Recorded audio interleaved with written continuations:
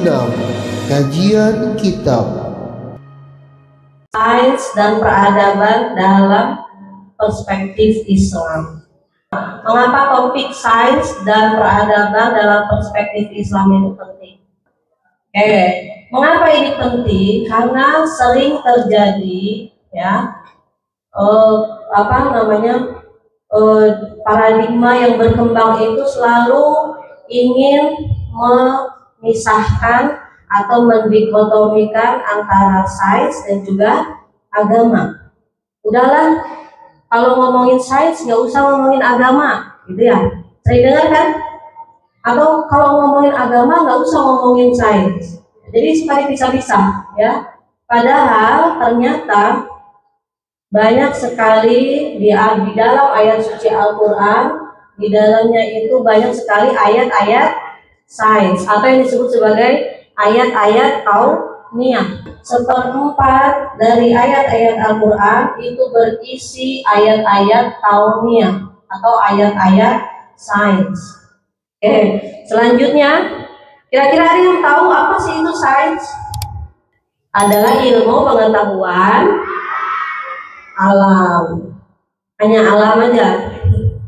Ya, jadi sains itu, dengarkan baik-baik, sains itu adalah sistem ilmu pengetahuan yang diperoleh melalui metode yang sistematis dan terorganisir.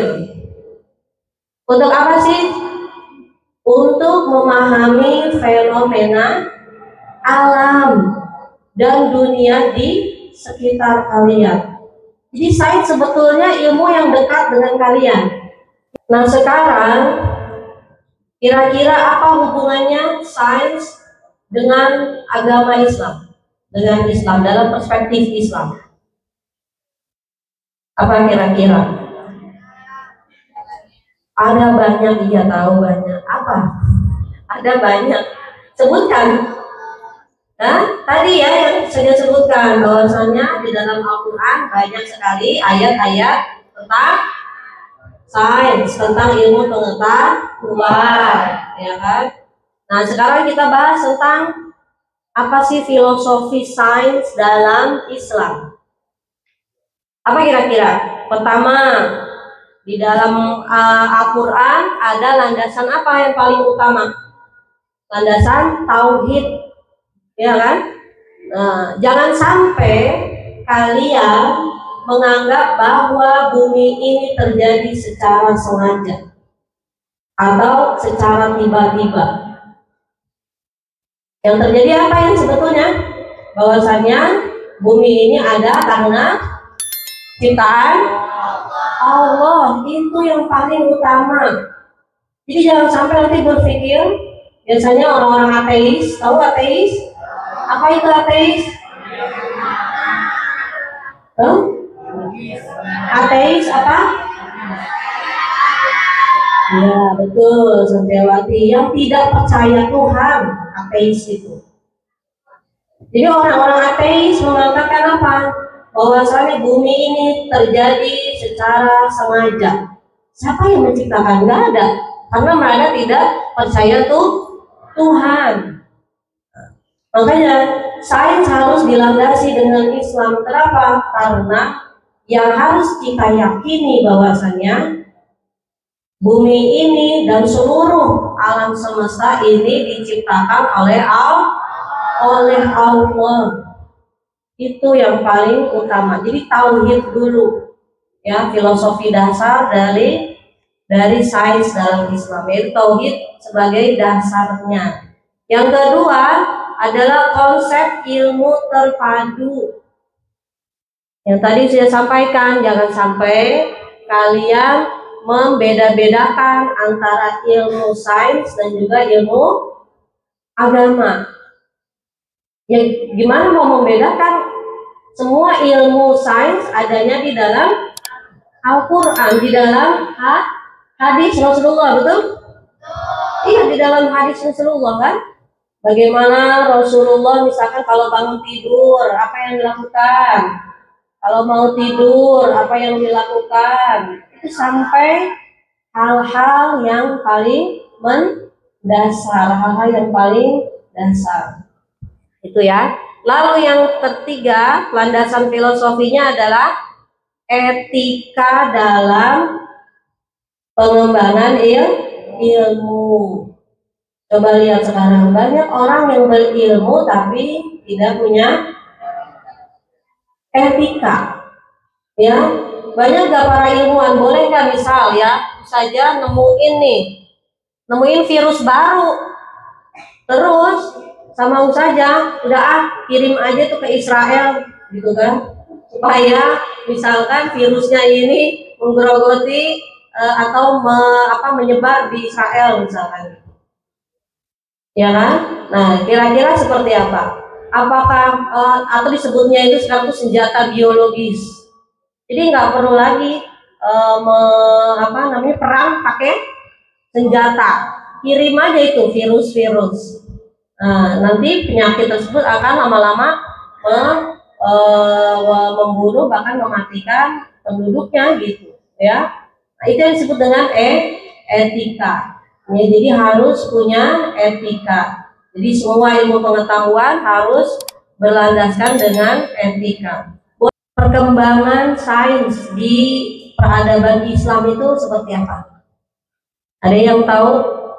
Paling mudah kan kita tahunya kalau penemu telepon siapa?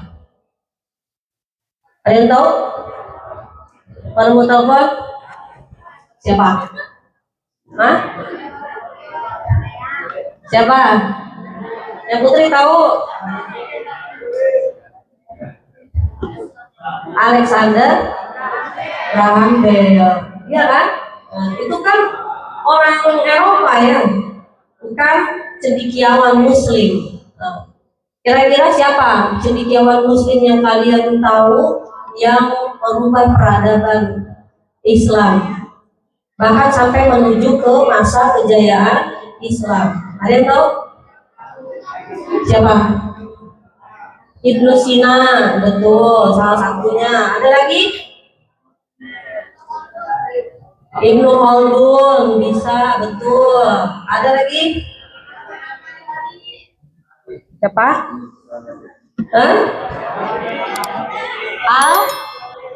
Al-Khwarizmi, betul. Ada lagi? Ya, mudah-mudahan nanti dari kalian ya. Ya tadi yang disebutkan ada Ibnu Sina, ada Al-Khwarizmi, ya, ada Al-Farabi, gitu ya, dan lain sebagainya. Ternyata perkembangan sains dalam dunia Islam itu sangat pesat pada saat apa? Pada saat zaman Khalifah Abbasiyah. Siapa kira-kira tuh pemimpinnya? Dinasti Abbasiyah. Ya. Dinasti Abbasiyah siapa? Itu terjadi pada 750 Masehi. Nah, itu adalah peristiwa penting dalam sejarah peradaban Islam. Kenapa? Karena masa pemerintahan dinasti Abbasiyah itu mencapai puncak kejayaannya di bawah pimpinan siapa itu terkenal? Harun Ar-Rasyid, betul. Nah, jadi disitulah ilmu pengetahuan terutama di bidang sains itu berkembang dengan sangat pesat, bahkan sampai disebut sebagai masa kejayaan Islam. Jadi sains, ilmuwan pada zaman dinasti Abbasiyah itu mulai bermunculan, gitu ya. Kira-kira siapa aja kontribusinya? Ada yang tahu? Al-Khwarizmi itu menemukan apa?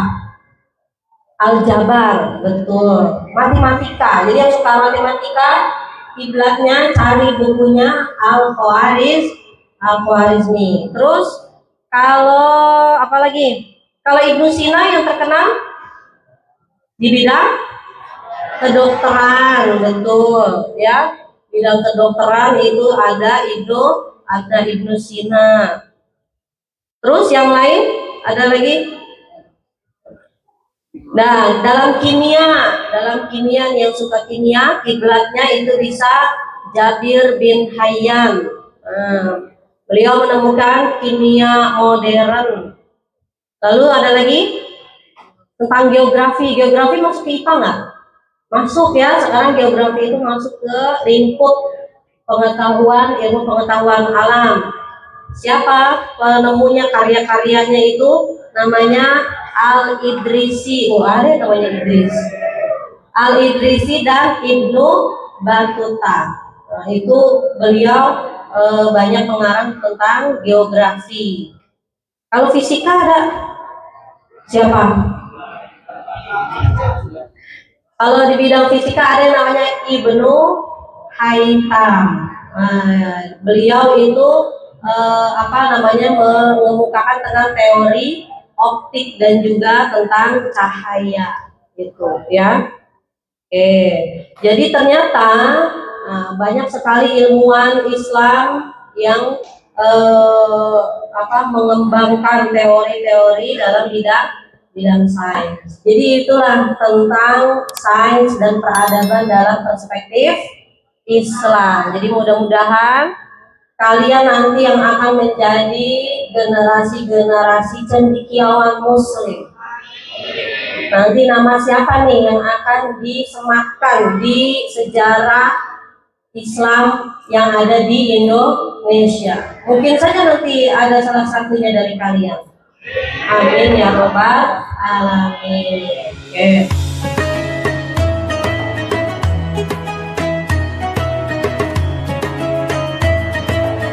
Jidu 76 Kajian Kitab